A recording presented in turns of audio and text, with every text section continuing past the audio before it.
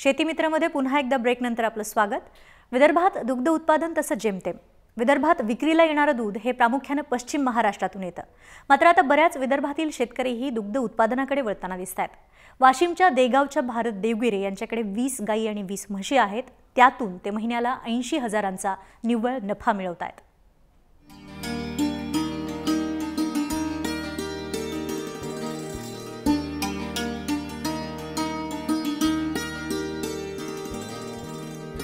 वाशिमच्या रिसोड तालुक्यातील देगावचे शेतकरी भारत देवगिरे मूळचे उस्मानाबाद जिल्ह्यातले असलेले भारत 8 वर्षांपूर्वी कामानिमित्त वाशिमला आले।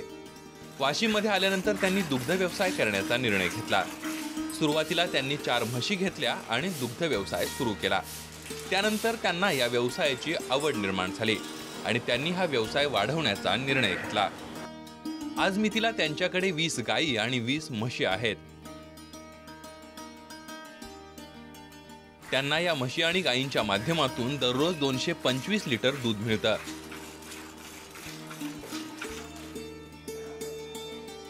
तर जनावरांच्या शेणखतापासूनही चांगलं उत्पन्न मिळतंय।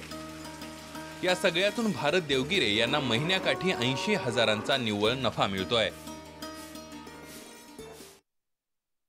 2007 साली मी इकडे आलेलो आहे।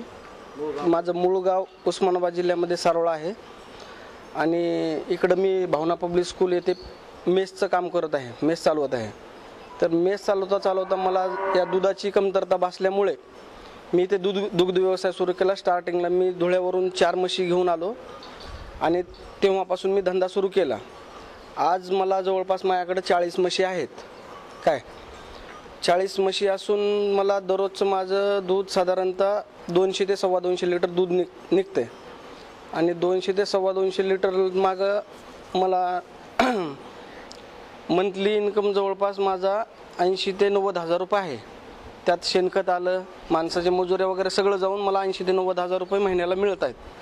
आणि आज माझ्याकडे 4च्या जागी 40 म्हशी होण्याचे कारण म्हणजे स्वतःची लगन, मेहनत, माझ्या कामगारांची, माझ्या मित्रांची मदत, या सगळ्या गोष्टी सोबत असल्यामुळे मी आज इथे आहे। गायी म्हशींसाठी सुसज्ज असा गोठा त्यांनी बांधलाय।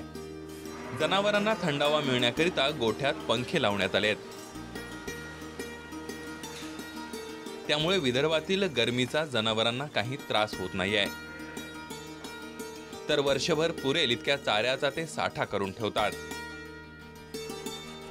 आणि चाऱ्याची कुट्टी करून योग्य प्रमाणात ते जनावरांना देतात।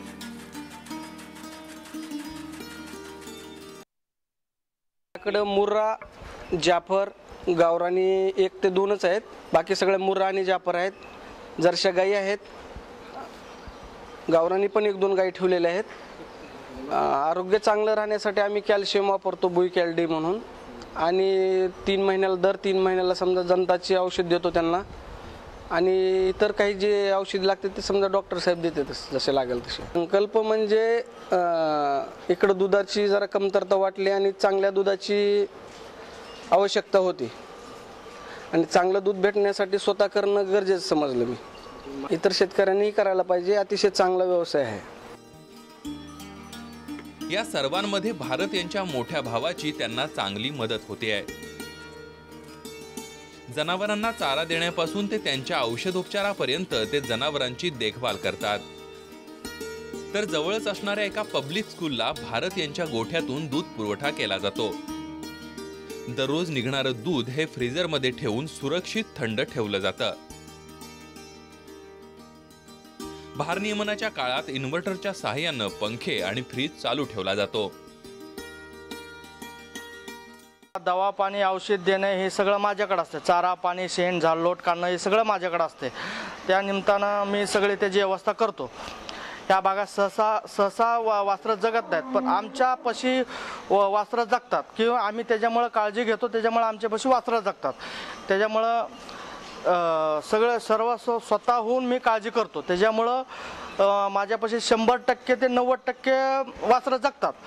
जगल्यानंतर आम्ही त्याला विकत नाही, कुणाला देत नाही, आम्ही स्वतःही त्याचे पालन पोषण करून लहानाचे मोठे करतो। इथली कोट्यावरील पशुवैद्यकीय सेवा पुरवण्याची जबाबदारी माझ्याकडे दिलेली आहे आणि इथे जवळपास 40 म्हशी असल्यामुळं इथं वेळेच्या वेळेवर ज्या जनावरांना लसीकरण वगैरे दिलं जातं. तोंडखुरी आणि पायखुरीची लस दर 6 महिन्यांना आणि घटसर्पची लस पण दिली जाते. नंतर दर 3 महिन्यानंतर जंताचं औषध देणे, वेळेच्या वेळेवर कॅल्शियम देणे आणि गाभण जनावरांची व्यवस्थित देखभाल करणे ही जबाबदारी माझ्याकडे आहे. तसेच विदर्भातील शेतकऱ्यांनी दुग्ध व्यवसाय म्हणजे शेतीला दुग्ध व्यवसाय योग्यरित्या करणं, शेतीला आज दुग्ध व्यवसाय करण्याची एक शेतकऱ्याला आवश्यक गरज आहे. कारण शेतीवर शेतकऱ्याचा उदरनिर्वाह होत नाही. त्याच्यामुळे शेतकऱ्यांनी या दुग्ध व्यवसायाचा एक समोर उत्कर्ष ठेवावा आणि शेतकऱ्यांनी योग्य दुग्ध व्यवसाय करावा. दुग्ध व्यवसाय देवगिरे कुटुंबियांना मोठं वैभव प्राप्त करून देणारा ठरला आहे. जिद्द आणि मेहनतीच्या जोरावर त्यांनी आपल्या आयुष्याची दिशा बदलून टाकली आहे. इतरही शेतकऱ्यांनी दुग्ध व्यवसायाची कास धरली तर नक्कीच शेतकरी आपल्या आर्थिक अडचणीतून बाहेर पडू शकतो, हे भारत यांनी आपल्या प्रयोगातून सिद्ध केलंय. मनोज जयस्वाल, जय महाराष्ट्र, वाशिम.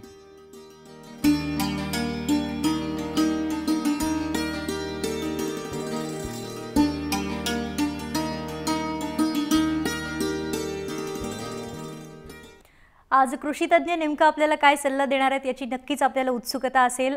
त्यांचं मार्गदर्शनही आपल्याला घ्यायचे, पण एक छोटासा ब्रेक घेऊयात आणि लगेच परत येऊयात.